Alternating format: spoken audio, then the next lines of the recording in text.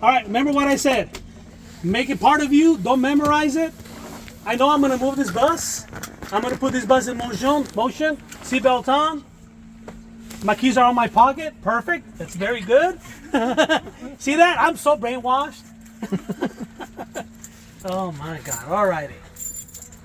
Ignition on. Hold on, Benuelos. And doors closed.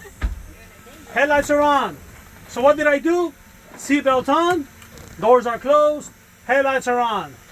If I move this bus with one of those things not appropriately done, that door not closed, this seatbelt not on, or the headlights on, see ya, let's reschedule. Correct? See you in a month. See that? So, you gotta hear me, guys. I'm telling you, alright? Alright, so, let me turn this bus on. I wanna make sure that the system's fully pressurized. I'm gonna sit it. Alright, so what I'm gonna do, I'm going to drain, once it's already fully pressurized and cut out, I'm gonna drain all the air from the primary system. I need someone close to me to record my needles. The red is my secondary, the blue one's my primary. And remember, there's no set standards on this one. You should know your gauges, okay? I'm gonna start draining that, and I'm gonna start talking about the components, and then I'm gonna have you guys listen very carefully how it sounds outside, okay? When that modulated process is happening for that modulated application on the rear. So I'm hearing some stuff out there, and I'm looking at my gauges. Yeah, I heard the the air release, but I don't rely on that because there's a lot of buses. I'm confirming with my needles that the system has cut out. All right, so according to this, I'm right at 120 on the primary, 119 on the secondary. See how I read that? And that's okay. All right, turn it off. Ignition back on. Red lights on. I don't want that child check to activate right now. All right, so here we go. Ignition. I'm gonna drain the primary. You recording? Good. Can you make sure that you can see this needle here? Okay, you see the blue one dropping? Primary? Okay, so my needle on the blue, okay, the primary needle's moving down. My secondary needle, red one, secondary system, it's staying in place. That confirms that my double check valve has slide over, seal the primary system so that I can have my secondary system. Does that make sense so far? My secondary system is what? My front brakes. Yes? Yes. All right. Now I'm checking for the lower warning devices to activate and no less than 58 PSI, correct? No, no less than 60. Oh! Okay, all right.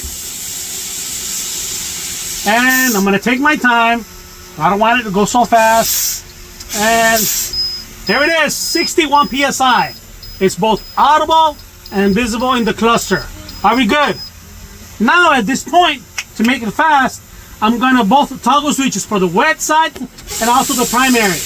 I want to speed up this process. I want to have absolute zero air in the system on the primary. But Luis, can we just speed it up from the beginning? I wouldn't, because some buses are built with an actual warning device for the wet side. How much you want on that? Yeah, that's good. You guys hear that? I want them to hear it. So why don't we? Let's go for it, boss. Go for it. All right. If you notice how Luis he drained it, he didn't use the wet tank until after he found the low air warning. Some buses, not all, some buses are equipped with a low air warning on the wet side as well. So if you start off draining with the primary or secondary and using the wet, you may get a false read. Okay, that's why you do it one at a time. So if you start with the primary or you start with the secondary, once you find it, then you can help it by using the wet tank. Okay, but if you start off both, you may get a false read, and I will call you out on it because that does happen. Because some buses are equipped with a low air warning on the wet tank as well. Okay, so when you're doing this test, we just do one at a time first, and then once you find it, then you can use the wet tank to help release all the way down. Okay.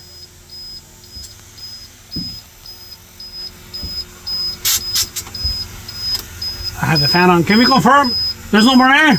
You guys don't hear any more hissing out there? All right, so please hold on. I need you to just I want you to confirm what you're gonna see here in the needles. I need you to confirm, my team on this side. I need you to tell me if you hear that hissing sound. Shh, okay? All right, here we go.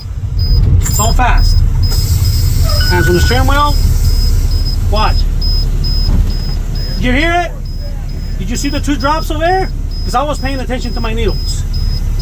Who confirms that the squeezing sound into the atmosphere? All right, so that was air going into the atmosphere from the spring chambers. In turn, allowing the springs to expand. It's modulated, okay? But then there was a first drop of air on my needle. That's so that my front brakes can be applied. But then there was an additional drop. It was about 4 psi again. This is perfect. It hasn't changed. Okay? So that means that via the spring brake control valve, air was sent back into the spring chambers to recompress them so that the rear wheels can still roll. Does that make sense? That's an applied test. So when you're explaining it, I noticed 2 drops of it, on my needles, but you gotta be intentional. Really check on them. Okay? And I heard that whisper of air into the atmosphere. That's your modulated. I can't hear it. Sorry? I can't hear it. That's a wipe. The spring brake control valve. All right, so see, okay, we got a deal. Check. All right, so we talked about optimal air, 100 psi, correct? You're gonna be asked questions about that. You're gonna be asked questions about, no air on one side of the system, correct? But remember this: no matter what, this is hint, you will always have rear braking power. 3 scenarios: because you applied it, because you have a primary system, or because you lost the system that was modulated, or because you lost the entire system, and eventually lack of air would expand the spring brakes and eventually stop your bus. You good? You guys had fun? Yes. All right, that's $5 for everyone. All right, thank you guys. You guys are awesome.